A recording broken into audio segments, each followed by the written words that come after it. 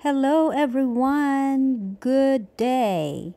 At dahil malamig dito sa amin, amin talaga ha, dito sa US sobrang lamig, laging nagsusnow. So, naisipan kong magluto ng chicken soup. Ayan, o diba ang ganda tignan? Maraming gulay yan. Lahat ng gulay sa ref ay sinali ko na.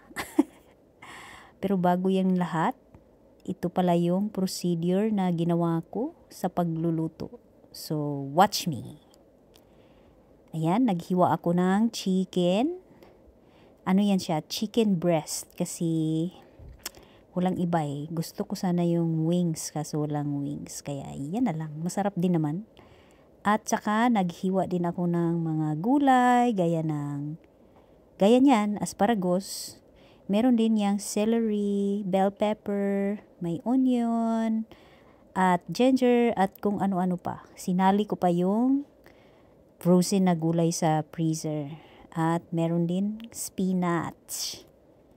So, ayan, nag-start na ako magluto. Nagisa na ako ng bawang, luya, sibuyas. Ayan, mikos-mikos. At gi-add na ako ang chicken. Tapos, naglagay ako ng, ano yan? Alam niyo ba ano yan? Pepper. Ayan. Mikos-mikos again. And then salt. Para may lasa naman. Tapos, maglagay din tayo ng patis. Ayan yung patis. Alam niyo ba ano yung patis? Fish sauce. Wala ko kabalon sa napag-pronounce. Basta kay patis. Maglagay na ako ng celery. Tapos, maglagay din tayo ng bell pepper. At saka, yung asparagus. So, ayan na lahat ng gulay na fresh. So, halu-haluin lang natin. At lagyan din natin ng chicken cubes para mas malasa siya. At saka, chicken broth para mas lalong sumarap. Nirequest ko yan kay Gwapo na bilhan ako ng ganyan kasi masarap yan. Chicken na chicken ang lasa. Pero nagdagdag din ako ng sabaw kasi mas gusto ko maraming sabaw. Kaya yan, dagdag sabaw. Takpan na natin at hintayin kumulo. Ayan, kumulo na siya. Pwede nang ilagay ang frozen na gulay. Pinalambot ko na yan at lalong sobrang lumambot. Kaya kailangan huli siya ilagay.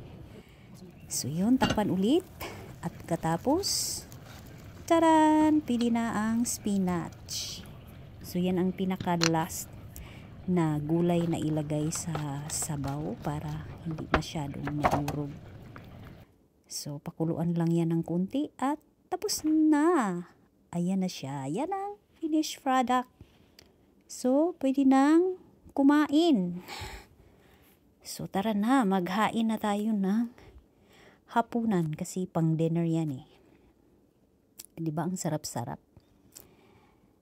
Andyan na lahat. May kamuti nga pala yun. Yung frozen na food, merong kamuti. So, ayan na. Handa na natin.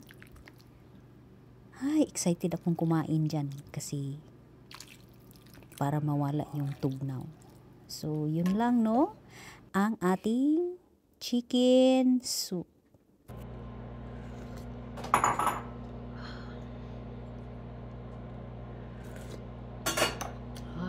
Really good.